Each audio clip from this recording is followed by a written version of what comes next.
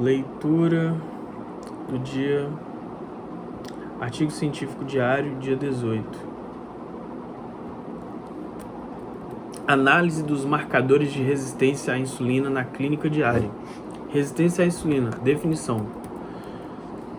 O conceito de resistência à ação da insulina surgiu no final da década de 1930, quando pesquisadores administraram extrato de pâncreas purificado a indivíduos com hiperglicemia e observaram surpreendentes resultados quanto à variabilidade da resposta glicêmica entre eles. Grandes doses de insulina eram necessárias para o controle do diabetes leve não cetótico, especialmente em indivíduos mais velhos. Por outro lado, pequenas doses de insulina eram adequadas para indivíduos jovens com formas mais intensas da doença e propensos à cetose.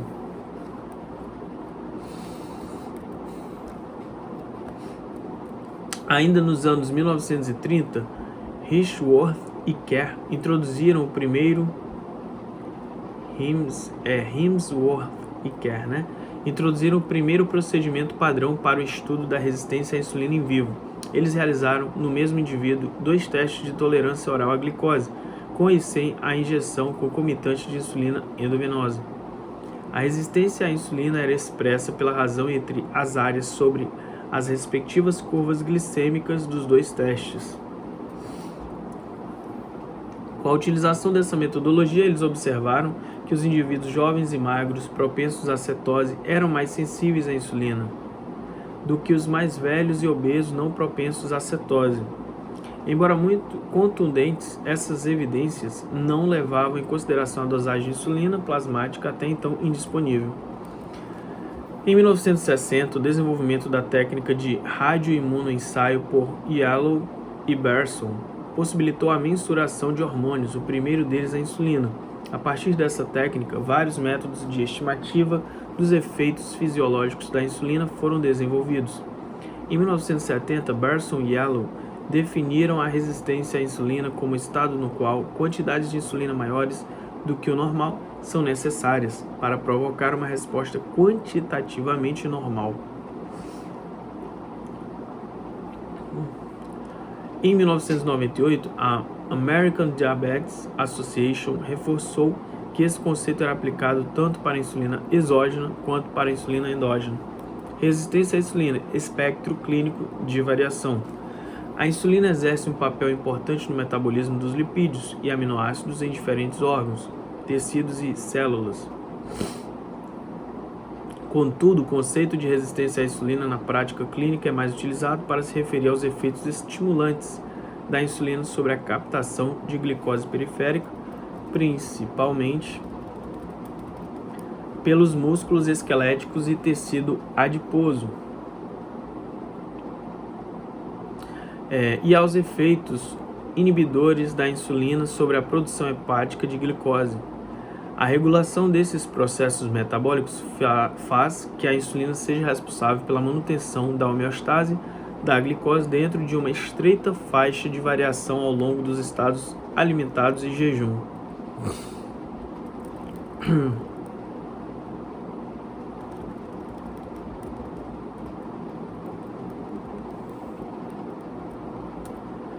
Atualmente se sabe que os níveis de resistência à insulina se distribuem em um amplo espectro clínico, em condições fisiológicas e patológicas. Figura 1. Situações fisiológicas e patológicas e fatores que contribuem para o amplo espectro clínico da resistência à insulina em humanos, elaborada pelos autores lá, né? Vamos lá. Puberdade, gestação e envelhecimento. Obesidade, dislipidemia, hipertensão e diabetes tipo 2, doenças autoimunes, infecções, estresse fisiológico, etnia, medicamentos corticoides, inibidores de protease, etc. Nesse contexto, o conhecimento dessas situações é essencial para a adequada interpretação e utilização dos testes e marcadores clínicos de resistência à insulina. Durante o curso normal do desenvolvimento humano, a puberdade é um período de resistência à insulina, transitória e fisiológica, explicado parcialmente pelo aumento dos hormônios esteroides sexuais e do hormônio de crescimento, que levam ao desenvolvimento das características sexuais secundárias, ao aumento acentuado da estatura e há mudança na composição corporal. No período pós-púbere, os adolescentes retornam aos níveis de resistência à insulina observados nas fases pré-puberal e adulta. A gestação é outro momento de mudança fisiológica nos níveis de resistência à insulina. No primeiro trimestre, há aumento da sensibilidade à insulina, resultando em menores níveis glicêmicos. A situação se inverte rapidamente à medida que a resistência à insulina aumenta durante o segundo trimestre e o início do terceiro, com o objetivo de fornecer quantidade suficiente de nutrientes para o feto em crescimento. Com o envelhecimento, o acúmulo aumentado de gordura visceral associado à diminuição da atividade física, a presença de sarcopenia e a redução da função mitocondrial favorece o aumento da resistência à insulina. Ainda em situações fisiológicas, diversos estudos vêm demonstrando de forma consistente que a resistência à insulina se manifesta de forma distinta entre diferentes grupos étnicos raciais. Dessa forma, valores de referência ou normalidade para os marcadores de resistência à insulina são desejáveis para cada raça ou etnia. Em situações patológicas, a resistência à insulina é reconhecida como componente de diversas doenças e alterações metabólicas, como as síndromes de resistência à insulina severas de etiologia autoimune, síndrome dos ovários policísticos, quadros de estresse fisiológico e infecção, uso de glicocorticoides e inibidores de protease, além dos quadros de obesidade, principalmente com acúmulo de gordura visceral, hipertensão arterial, hiperlipidemias e o próprio diabetes tipo 2.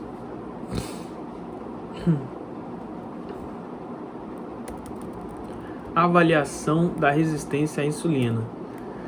Desde os primeiros ensaios do final da década de 1930 e principalmente após a determinação laboratorial da insulina na década de 1960, diversos métodos foram desenvolvidos para avaliação da resistência à insulina em vivo no metabolismo da glicose. Didaticamente, esses métodos podem ser separados em 3 categorias, conforme apresentado na figura 2. As categorias dos testes e marcadores disponíveis para avaliação da resistência à insulina em humanos. 1, 2 e 3. 1. Testes que interrompem a relação de feedback existente entre glicose plasmática e secreção pancreática de insulina. Exemplos: teste de clamp euglicêmico hiperinsulinêmico, e teste de supressão de insulina. 2. Testes que analisam o ciclo de feedback existente entre glicose plasmática e secreção pancreática de insulina com estímulos orais ou intravenosos e no estado de jejum. Exemplos: teste de tolerância intravenosa à glicose com amostras frequentes, teste de tolerância à insulina, teste de tolerância oral à glicose, teste de refeição padrão, índices obtidos a partir de dosagem de jejum de insulina. E por fim, o 3, marcadores de resistência à insulina que utilizam indicadores bioquímicos diferentes da dosagem laboratorial de insulina, indicadores antropométricos e clínicos. Com exceção do teste de clamp euglicêmico hiperinsulinêmico, que não possui aplicação na prática clínica, os principais métodos e índices marcadores de resistência à insulina com aplicação prática serão apresentados e discutidos neste capítulo. Teste de clamp euglicêmico hiperinsulinêmico. A técnica de clamp euglicêmico hiperinsulinêmico foi desenvolvida por Andreas et al. E posteriormente aprimorada por De Fronzo et al. Em 1979. Universalmente considerada o padrão ouro para a avaliação da ação da insulina em vivo, seu objetivo é elevar abruptamente a concentração de insulina plasmática até o nível experimental desejado, hiperinsulinemia, e ao mesmo tempo manter a concentração de glicose plasmática constante em níveis basais euglicêmicos. A hiperinsulinemia é mantida por meio da infusão intravenosa contínua de doses suprafisiológicas de insulina. A euglicemia, por sua vez, é mantida por meio da infusão intravenosa contínua de soro glicosado. Dessa forma, ambos os níveis de insulina e glicose são clampeados ou fixados durante o procedimento, ocorrendo uma retroalimentação negativa com a secreção de insulina pelo pâncreas e de glicose pelo fígado.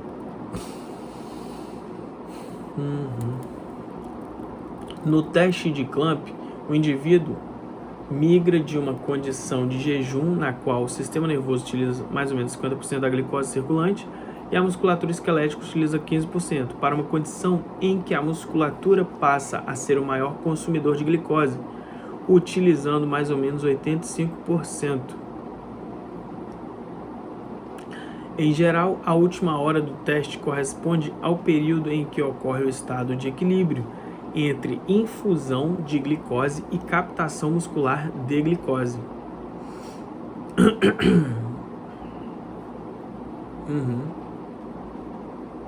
Também chamado de steady state, né? Nesse período, a taxa de infusão de glicose necessária para manter a glicemia constante proporciona uma medida direta da ação da insulina na captação tecidual de glicose do corpo total, sendo esse o momento para a obtenção dos cálculos da sensibilidade à insulina. A utilização de glicose marcada caracteriza um refinamento da técnica e permite a avaliação da sensibilidade à insulina hepática e periférica separadamente. Apesar de todas as vantagens, a execução do teste de Clamp requer equipamentos específicos, 2 acessos vasculares para múltiplas coletas de sangue ao longo de 3 a 4 horas, além de uma equipe altamente treinada para garantir a qualidade da avaliação e a segurança do avaliado. Essas demandas e o seu elevado custo inviabilizam a utilização da técnica na prática clínica diária, sendo seu uso restrito aos protocolos de pesquisa conduzidos em centros especializados. Diante das limitações da técnica de Clamp, diversos outros testes e marcadores de resistência à insulina foram desenvolvidos e validados, com o objetivo de terem maior facilidade de aplicação à prática clínica. Na sequência, serão apresentados os principais testes, índices e marcadores de resistência à insulina com a aplicação mais clínica. Teste de tolerância oral à glicose. O teste de tolerância oral à glicose, TTOG, é um teste simples, amplamente utilizado na prática clínica para o diagnóstico de intolerância à glicose e diabetes tipo 2, para a avaliação da resistência à insulina, utiliza-se um protocolo com um número maior de coletas de sangue. Após 8 a 12 horas de jejum, são coletados amostras de sangue antes e depois da ingestão oral, em 5 minutos de uma solução contendo 75. Então, são coletadas amostras de sangue antes e depois da ingestão oral, em 5 minutos de uma solução contendo 75 gramas de glicose diluída em 300 ml de água. A glicose anidra, né? Diluída em 300 ml de água. O protocolo mais tradicional inclui coletas de sangue nos tempos 0, 30, 60, 90 e 120 minutos para a determinação das concentrações de glicose e insulina. Por ser um teste oral, as variabilidades nas taxas de esvaziamento gástrico, de absorção e utilização de glicose do trato gastrointestinal e no grau de captação e produção hepáticas de glicose resultam em alta variabilidade nos resultados do teste, tornando-se impossível estimar com precisão o consumo de glicose induzido pela insulina. Ainda, a tolerância à glicose reflete a eficiência na qual o organismo metaboliza a glicose após uma carga oral de glicose. Apesar de o TOTG, né, teste de tolerância oral à glicose, imitar, né, a dinâmica da glicose e da insulina em condições mais fisiológicas que o teste de Clamp, é importante reconhecer que a tolerância à glicose e a resistência à insulina não são conceitos equivalentes.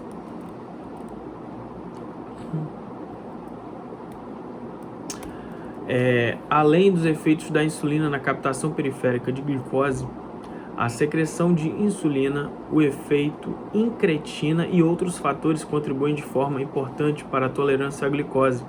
Dessa forma, o TTOG fornece informações úteis sobre tolerância à glicose e não sobre resistência à insulina, per si. Diante dessa limitação, foram desenvolvidos índices derivados de modelos matemáticos que poderiam refletir melhor a resistência à insulina. Para tal, são utilizadas fórmulas simples programáveis em uma planilha. Há pelo menos 3 fórmulas que foram validadas em relação ao teste de Clamp, euglicêmico e hiperinsulinêmico, em um número relativamente grande de indivíduos, apresentados no quadro 1.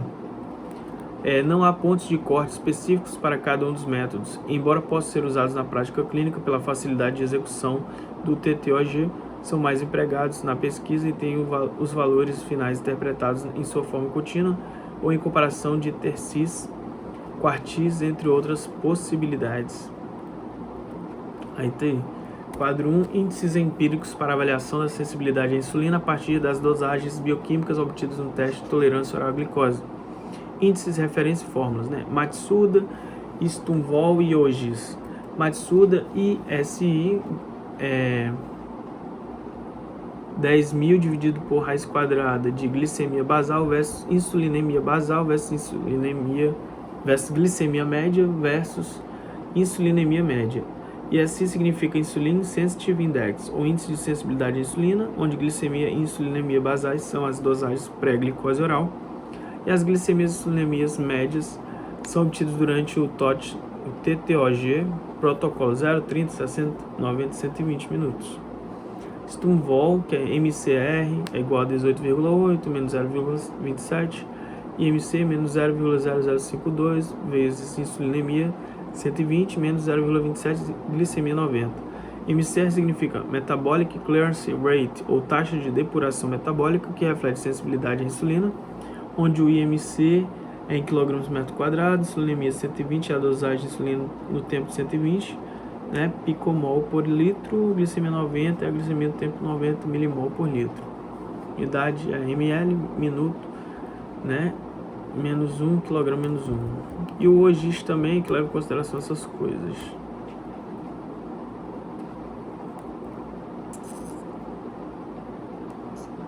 Beleza.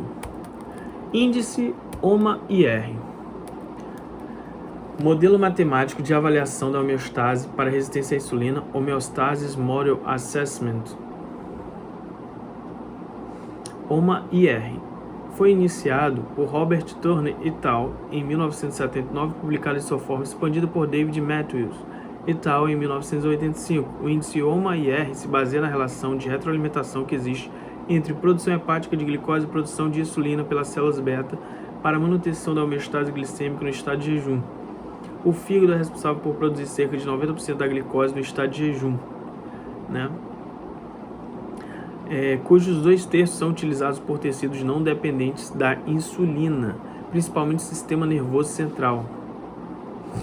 Os tecidos dependentes da insulina, musculatura esquelética, os tecidos dependentes da insulina, musculatura esquelética e fígado utilizam o terço restante. A insulina, por sua vez, regula a produção hepática de glicose e a captação de glicose para prevenir hiper ou hipoglicemia. Níveis elevados de glicose ou insulina sugerem resistência à insulina.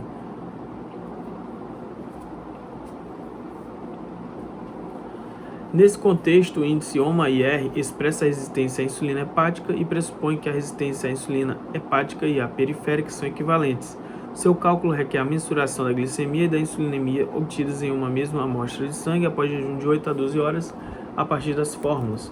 OMA-IR, glicemia em milimol vezes insulinemia em microunidades por ml dividido por 22,5, ou glicemia em miligrama por decilitro vezes insulinemia em microunidades por ml dividido por 405, onde o denominador de 22,5 é um fator de normalização, pois o produto de uma glicemia de jejum normal de 4,5 milimol por litro por uma insulinemia de jejum normal de 5 microunidades por ml, obtido de um indivíduo ideal e normal, produz um OMA igual a 1.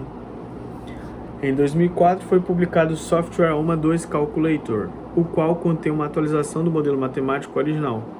O OMA2 Calculator encontra-se disponível no seguinte endereço para download e utilização em diversas plataformas. Aí tá lá. A atualização do OMA-IR inclui variações na resistência à insulina hepática e periférica, possibilidade de utilização do cálculo em indivíduos hiperglicêmicos com níveis de glicemia acima de 180, e inclui a contribuição dos níveis de pró-insulina circulantes. O modelo foi recalibrado para fazer os cálculos com dosagens de insulina específica e peptídeo C para os ensaios laboratoriais atuais. Ainda o novo modelo passou a calcular a sensibilidade à insulina expressa em porcentagem, sendo 100% o valor de normalidade. Para a resistência à insulina, o valor de normalidade continua a ser de 1, tendo como referência jovens adultos saudáveis. Para melhor compreensão, na figura 3, Está ilustrado o cálculo da sensibilidade à insulina e da resistência à insulina para o mesmo indivíduo, utilizando o ensaio convencional para a insulina e o ensaio laboratorial para a insulina específica.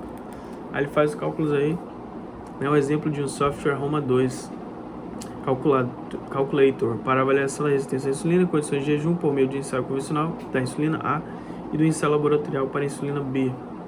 Ele colocou os valores, né? Plasma, glucose, aí tá lá o valor, né?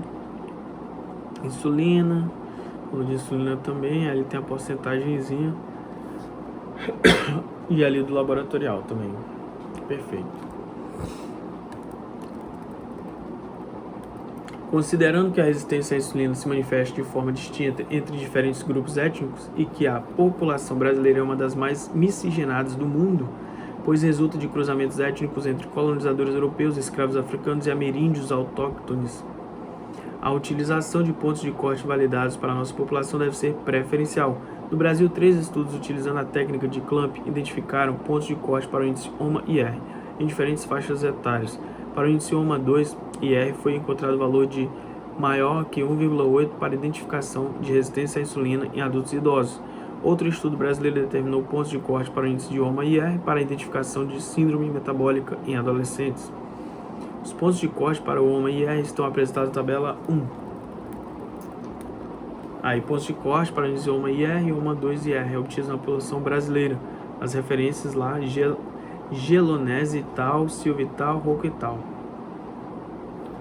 Aí vamos lá. População adultos e idosos, valor de corte para OMA-IR acima de 2,71. Adolescentes, na verdade, púberes, pós-púberes. As púberes acima de 4,07, pós-púberes acima de 2,91. Adolescente, sexo feminino acima de 1,65, sexo masculino acima de 1,95. Índice QUIC. O QUIC do inglês Quantitative Insulin Sensitive Check Index, ou Índice Quantitativo de Verificação da Sensibilidade à Insulina, é outro índice que pode ser obtido no estado de jejum e que possui a mesma base conceitual do índice OMA-IR. Contudo, possui interpretação inversa à do OMA-IR, pois avalia a sensibilidade à insulina e não a resistência à insulina, visto que insulina e glicemia se encontram no denominador da fórmula. Seu cálculo pode ser realizado a partir da seguinte maneira. QUIC é igual a 1 sobre logaritmo de glicemia basal mais logaritmo de insulinemia basal, onde a glicemia basal é expressa em mg por decilitro e a insulinemia basal é expressa em microunidades por ml. A transformação logarítmica das variáveis glicemia e insulina tem como objetivo normalizar a distribuição delas para acomodar a alta variabilidade obtida em indivíduos com hiperglicemia, hiperinsulinemia e hipoinsulinemia para aqueles com falência acentuada das células beta. Essa correção favorece a correlação linear obtida com a sensibilidade à insulina avaliada pelo teste de Clamp glicêmico hiperinsulinêmico. Contudo, a mesma correção pode ser feita para o índice OMA-IR. Não há ponto de corte específico para o índice QUIC e a necessidade de transformação logarítmica pode dificultar sua aplicação. No estudo original, os autores encontraram as seguintes médias de desvios padrão para o índice não obeso 0,382 mais ou menos 0,007, obeso 0,331 mais ou menos 0,010, indivíduos com diabetes 0,304 mais ou menos 0,007. Índice TYG. O índice TIG foi proposto em 2008 por pesquisadores mexicanos com o objetivo de ter um marcador de resistência à insulina ainda mais acessível à prática clínica que o índice OMA-IR. O índice se baseia no produto entre glicemia e trigliceridemia de jejum, obtidos na mesma amostra de sangue calculados a partir da fórmula LN, um logaritmo neperiano, né? LN triglicérides de jejum vezes glicemia em jejum dividido por 2. O LN é um logaritmo neperiano.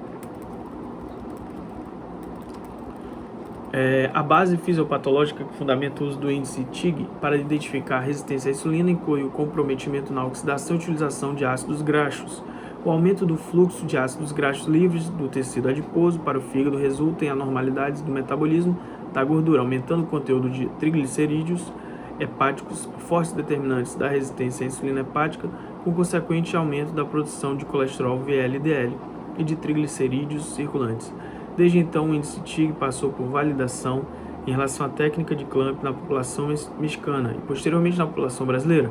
Recentemente foram propostos pontos de corte para a população adulta mexicana, sendo os valores de 4,55 para mulheres e de 4,68 para homens.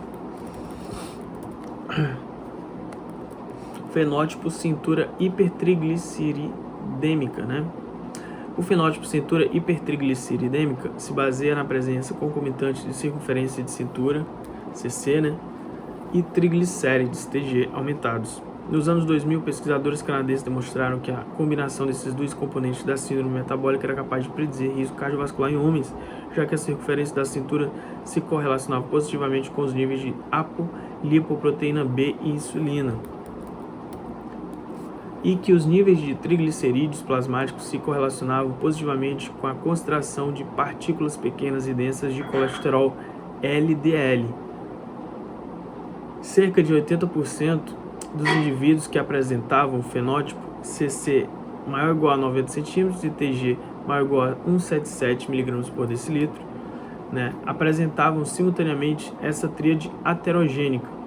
Posteriormente, o mesmo achado foi confirmado em mulheres, considerando a CC, né, que é a circunferência de cintura maior ou igual a 85 e triglicerídeos maior ou igual a 133 mg por decilitro. Em 2006, um estudo demonstrou que o fenótipo era um bom marcador para identificar o risco de síndrome metabólica em adolescentes iranianos, o que foi confirmado em outras publicações brasileiras. Em homens suíços adultos com amplo espectro de adiposidade corporal, Carlson et al. Definiram o fenótipo cintura hipertrigliceridêmica com a presença de fenótipo cintura hipertrigliceridêmica com uma presença de CC maior que a circunferência de cintura, né, maior ou igual a 90 centímetros e triglicerídeos maior ou igual a 177 mg por decilitro. Os autores desse estudo identificaram a associação altamente significante, né, entre o fenótipo e a sensibilidade à insulina avaliada pela técnica de Clamp. Após segmento de longo prazo, mostrou-se que os indivíduos com o fenótipo tiveram risco aumentado para o desenvolvimento do diabetes. No Brasil, um estudo mostrou que adolescentes com fenótipo cintura hipertrigliceridêmica apresentavam mais resistência à insulina de acordo com o teste de Clamp. Esse estudo também encontrou pontos de corte específicos por gênero e estadio puberal. Meninas púberes CC maior ou igual a 84 cm e TG maior que 87 mg por decilitro. Meninos pós-púberes CC maior que 88,5 e TG maior que 78. Meninos púberes CC maior que 94, TG maior que 79. Meninas pós-púberes CC maior que 99 e TG maior que 86. Pontos de corte específicos para a população adulta brasileira ainda não foram determinados. Marcadores de adiposidade central. Quantidade de tecido adiposo visceral acumulado na região abdominal apresenta relação direta com o grau de resistência à insulina. Na prática clínica, uma alternativa bastante acessível e pouco invasiva é a predição de resistência à insulina a partir da utilização de algumas medidas antropométricas. A circunferência da cintura e o diâmetro abdominal sagital ou a altura abdominal estão entre os melhores indicadores antropométricos de gordura visceral e resistência à insulina. Uma variação existe, é a relação cintura-altura, que se baseia no pressuposto de que a medida da circunferência da cintura possui relação de proporcionalidade com a medida da altura corporal de cada indivíduo. Indivíduos saudáveis para alturas menores são esperadas menores circunferências da cintura. Para alturas mais elevadas, são esperadas maiores circunferências da cintura. A proposta inicial da relação cintura-altura foi a presença de um ponto de corte universal de 0,5 para a identificação de obesidade abdominal e risco cardiovascular em ambos os gêneros e qualquer faixa etária. Contudo, estudos posteriores à publicação inicial têm encontrado valores ligeiramente diferentes quanto a gênero e diferentes faixas etárias são analisadas separadamente. Outro marcador antropométrico proposto para triagem de resistência à insulina é a circunferência do pescoço, que se correlaciona positivamente com excesso de peso, com fatores de risco cardiovascular e componentes da síndrome metabólica, com a espessura das camadas íntima e média da artéria carótida e com a resistência à insulina em si. Sua grande vantagem está na facilidade de obtenção da medida, pois não necessita de posição supina e de remoção de vestimentas do local da aferição. No quadro 2 estão ilustrados os indicadores antropométricos de resistência à insulina, aqui comentados e algumas considerações práticas. Aí vamos lá, quadro ponto 2, né? A gente vê os... considerações práticas sobre os principais indicadores antropométricos de resistência à insulina. Circunferência de cintura, tá lá. Considerações: requer fita métrica inelástica para aferição, a necessidade de remoção das roupas do local de aferição, a dificuldade de determinar proeminências ósseas para a definição dos locais anatômicos em indivíduos com acúmulo de gordura na região abdominal, a dificuldade de realizar a aferição em indivíduos obesos com múltiplas cinturas e com abdômen em forma de pêndulo. Diâmetro abdominal sagital. Considerações: requer marca de superfície firme, equipamento específico para aferição, caliper abdominal portátil, a necessidade de remoção de roupas do local de aferição, a dificuldade de determinar proeminências ósseas para a definição dos locais anatômicos em indivíduos com acúmulo de gordura na região abdominal. Relação cintura-altura. Considerações: requer fita métrica inelástica e estadiômetro para aferição, mesmas considerações feitas para medida da CC, né? RCA, circunferência da cintura, dividido por estatura, tudo em centímetros. E circunferência do pescoço. Requer fita métrica inelástica para aferição, medida no invasivo, pois não requer remoção de roupas, apenas de adereços da região do pescoço no momento da aferição. Impossibilidade de utilização dessa medida em indivíduos com aumento da CP por disfunção tireoidiana.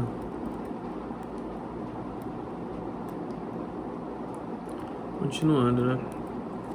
No quadro 2 estão ilustrados e tal, né? No quadro 2 estão ilustrados os indicadores antropométricos de resistência à insulina, aqui comentados e algumas considerações práticas. Vamos lá. Na população brasileira, o maior obstáculo para o uso dos marcadores antropométricos substitutivos de resistência à insulina está na falta de padronização dos pontos de corte. Futuros estudos nacionais de segmento prospectivo com grandes amostras em indivíduos saudáveis poderão avaliar o desfecho resistência à insulina e identificar os pontos de corte ideais para cada gênero e faixa etária. Até o presente, temos diversos estudos nacionais transversais com amostras de variados tamanhos e diferentes pontos de corte, os quais estão apresentados na tabela 2.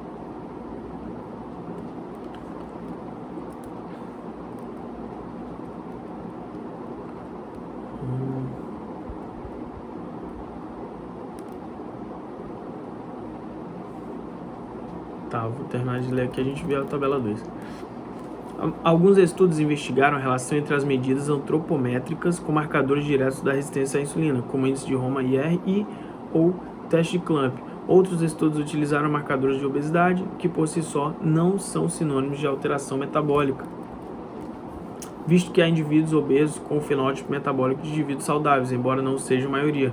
Outros estudos avaliaram a associação dessas medidas antropométricas com o acúmulo de gordura visceral, ou a presença de componentes da síndrome metabólica e risco cardiovascular. Por fim, nota-se uma diversidade de locais anatômicos utilizados para a aferição da mesma medida antropométrica. Tabela 2. Pontos de corte para marcadores antropométricos de resistência à insulina para diferentes faixas etárias obtidos de estudos brasileiros.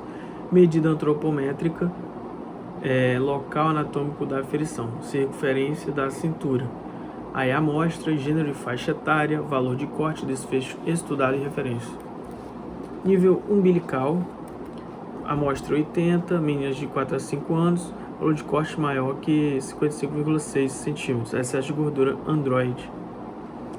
Aí tem 104, aí vai falando 181, amostra, meninos de 8 a 9 anos, maior que 65 centímetros, tá? Ponto médio entre última costela e crista ilíaca, 179.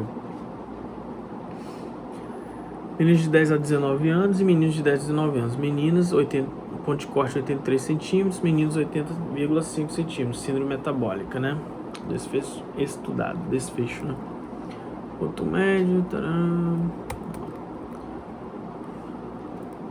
Aí, medida antropométrica, local anatômico, circunferência da cintura. Ponto médio entre última costela e crista ilíaca. Amostra de 1.206. Gênero e faixa etária, mulheres acima, maior ou igual a 20 anos. E homens também, maior ou igual a 20 anos. Mulher, 87 centímetros. E no homem, 95 centímetros. Risco cardiovascular foi o desfecho estudado, né?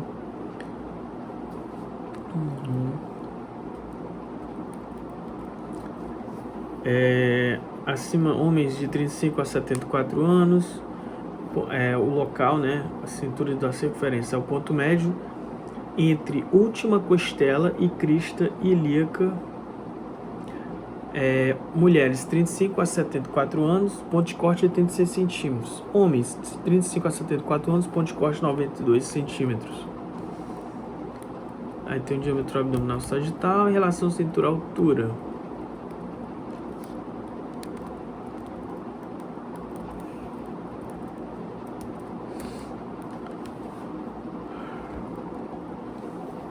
Base do pescoço abaixo da cartilagem cricoide, mulheres de 18 a 60 anos e homens de 18 a 60 anos, né? Maior ou igual a 36,1 centímetro, maior que 39,6 centímetros, né?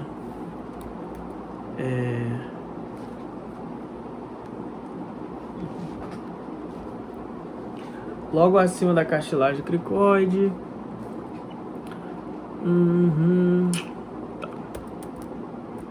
Vamos lá. Devido à dificuldade na obtenção dos valores de normalidade ou dos pontos de corte, uma abordagem muito útil para a prática clínica e aplicável a todos os testes e marcadores aqui discutidos é a reavaliação do mesmo marcador de resistência à insulina no indivíduo. Ao longo do tempo, após intervenções dietéticas, mudanças de estilo de vida, intervenções clínicas e cirúrgicas. No quadro 3 é feita uma comparação entre todos os métodos e marcadores discutidos no presente capítulo com relação à acurácia dos resultados, aos custos envolvidos e à viabilidade de aplicação na prática clínica. Os testes e marcadores de resistência à insulina estão posicionados em ordem decrescente dentro de cada coluna. Aqui o quadro 3, né? Comparação dos métodos de avaliação da resistência à insulina sob diversos aspectos na prática clínica, em ordem decrescente quanto ao aspecto analisado. Acurácia, custos e aplicação clínica diária. Acurácia tem o CLAMP, euglicêmico e hiperinsulinêmico, TTOG, o Roman-IR, o QUIC, o índice TIG, fenótipo de cintura, hipertrigliceridêmica, né? Circunferência da cintura, diâmetro abdominal sagital, relação cintura-altura, circunferência do pescoço, tá? Os custos. CLAMP, euglicêmico e hiperinsulinêmico, TTOG, Roman-IR, QUIC, índice TIG, fenótipo de cintura hipertrigliceridêmica, diâmetro abdominal sagital, relação cintura-altura, circunferências da cintura e do pescoço. Aplicação clínica, circunferência da cintura e do pescoço, relação cintura-altura, diâmetro abdominal sagital, fenótipo de cintura hipertrigliceridêmica, índice TIG. Roman-IR, QUIC e TTOG, né? Teste oral de tolerância à glicose, o Roman-IR é um modelo matemático de avaliação da homeostase para resistência à insulina, o QUIC é o índice quantitativo de verificação da sensibilidade à insulina, CC, circunferência da cintura, RCA, relação cintura-altura e CP, circunferência do pescoço. Tá, considerações finais. A resistência à insulina, embora seja francamente estudada em sua fisiopatologia, ainda não dispõe de um método de investigação laboratorial que preencha todos os critérios para que seja universalmente aceito e utilizado. O método ideal de investigação da resistência à insulina na prática clínica deveria preencher os seguintes critérios. 1. Valores obtidos com baixo esforço, rapidez e risco mínimo para o paciente. 2. Medida suficientemente precisa para comparar a resistência à insulina intra e entre indivíduos. 3. Medida independente da glicemia na qual está sendo obtida, em hipo, normo e hiperglicemia. 4. Dados obtidos dentro da faixa fisiológica de ação da insulina. E 5. Baixo custo. A nosso ver, nenhum método preenche todos esses critérios, pois todos os métodos de avaliação da resistência à insulina discutidos neste capítulo têm suas particularidades quanto às suas vantagens e limitações. A escolha do método ou do marcador de resistência à insulina na clínica diária dependerá das condições logísticas e dos recursos de cada local de trabalho. A utilização desses métodos e marcadores de resistência à insulina na prática clínica ainda é motivo de debate e permanece um vasto campo a ser explorado. Independentemente do método a ser escolhido, reforçamos que a avaliação global do indivíduo, associada ao conhecimento dos aspectos fisiológicos e patológicos que influenciam o perfil de resistência à insulina, deve ser levada em consideração na interpretação dos resultados. Beleza, então esse foi o dia 18, artigo científico diário.